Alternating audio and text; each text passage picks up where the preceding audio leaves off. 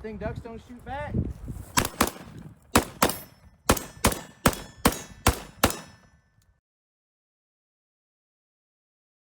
What's up, everybody? Welcome to another episode of Shrimp Tactical out here on the Shrimp Range. Have you ever walked into a gun store and said, I only got this much money and I'm walking out of here with something? That's what I did. I walked in and I was looking around and I said, you know what?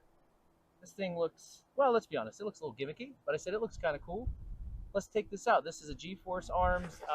It's the 99DLX. This is a 12 gauge shotgun. And we figured we'd come out and have a little fun with it and see what it does. Because, you know, at first glance, it gosh darn almost looks like a toy.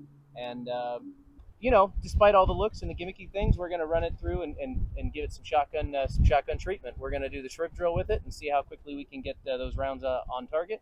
And then we're going to set up at 11 and 20 yards, as you've come to expect, and see what patterns look like out of a number 4 shot, you know, kind of a typical hunting round. So we'll give you guys a quick synopsis, and then after we do some shooting, we'll do a little bit more of a specific breakdown at the end and kind of go through it front to back. So stick around. Limited rounds on this thing, but what else to do but to dive in and run the shrimp drill with it with a convenient mag reload in the middle of it. Shooter ready.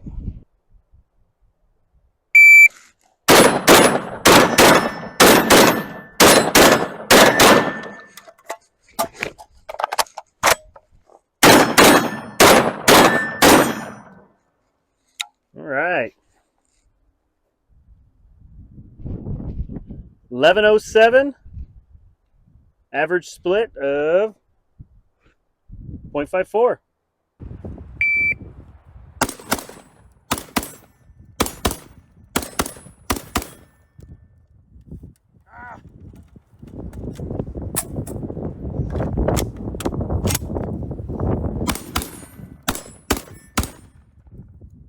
Yeah.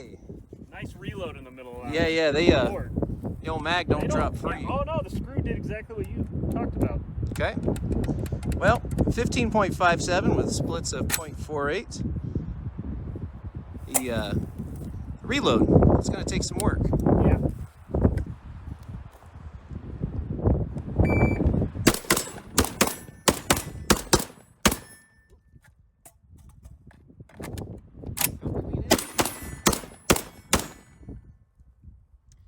All right, 948 with a split of 0.43. All right, sub 10. Yeah, okay. Starting to figure out the whole mag change situation a little bit. It's, I joke about my small hands, but in this case, legitimately makes it harder. See if I can get under Jared's time here. Shooter ready.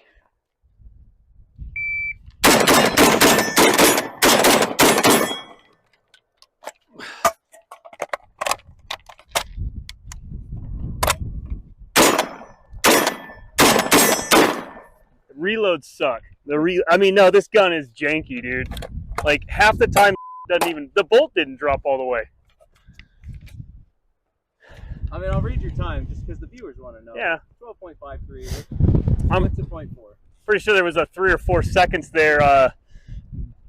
Yeah, that was crazy. When I dropped the mag in, look at this. You know, the interesting part too is that's the factory mag. The other one's technically a Tokarev. I'm sure it's literally the same company. But... Oh, there's something weird going on here. Okay.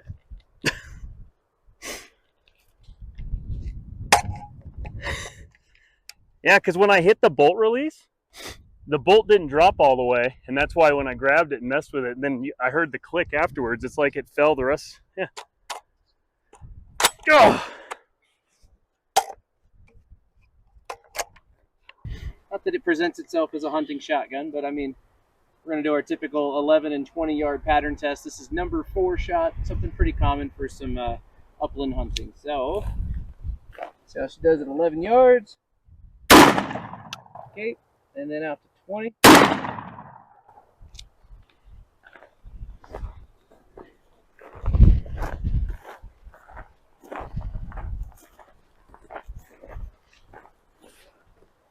Okay.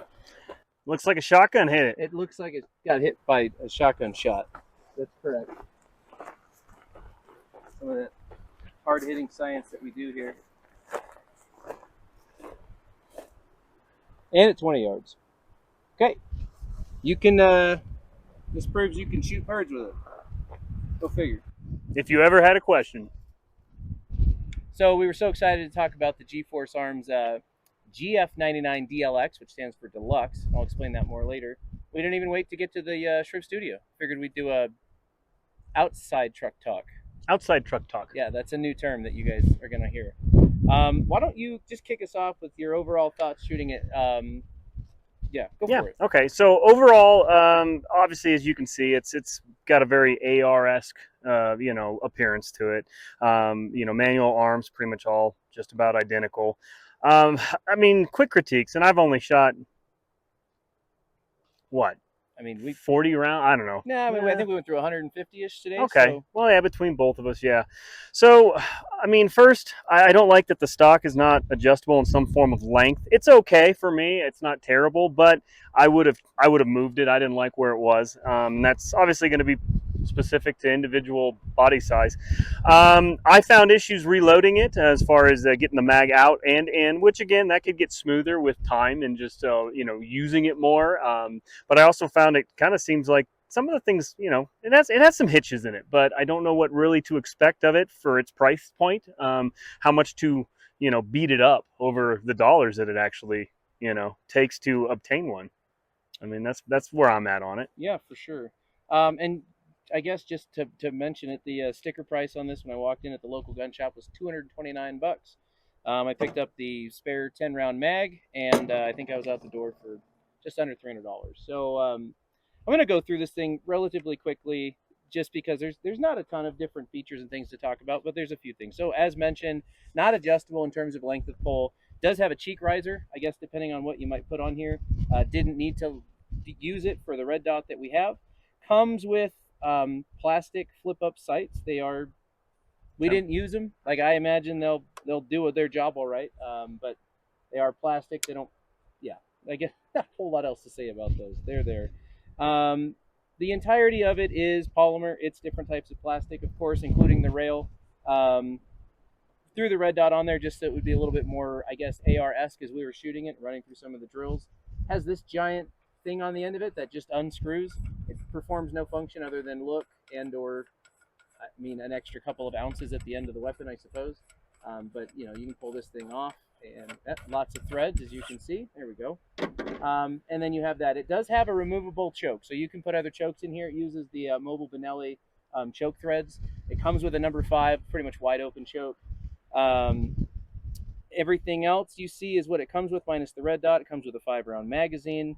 And I think, just kind of piggybacking on what Eli was saying, it functions like an AR when you're running it, certainly. Mag changes are a lot more difficult because this is freaking huge. But it was fun. Like, it was fun to shoot, for sure. Are you going to make it your new hunting shotgun? No. Are you going to, is it going to surpass some of the other really nice semi-auto shotguns? Of course not. There has been a wave recently of inexpensive semi-auto shotguns coming on the market. A lot of them are coming out of Turkey. Turkey makes a lot of really good guns, so there's certainly nothing inherently wrong with that either. You've probably seen Tokarev, which is another company that I legitimately think they're made in the same factory. It's a Tokarev mag, so the mags between those are interchangeable. This has a 20-inch barrel. I can't say that I would say this is a great option for home defense, but again, if you want a semi-auto shotgun that runs, as you saw, it runs for under 250, to be quite honest, this thing will fit the bill. The other possibility is Tokarev makes the bolt-up style, so the whole thing's a lot more compact, and maybe that would be a better fit for home defense. This thing overall length is 40 inches. Like I said, the barrel's 20. But again, adjustable choke.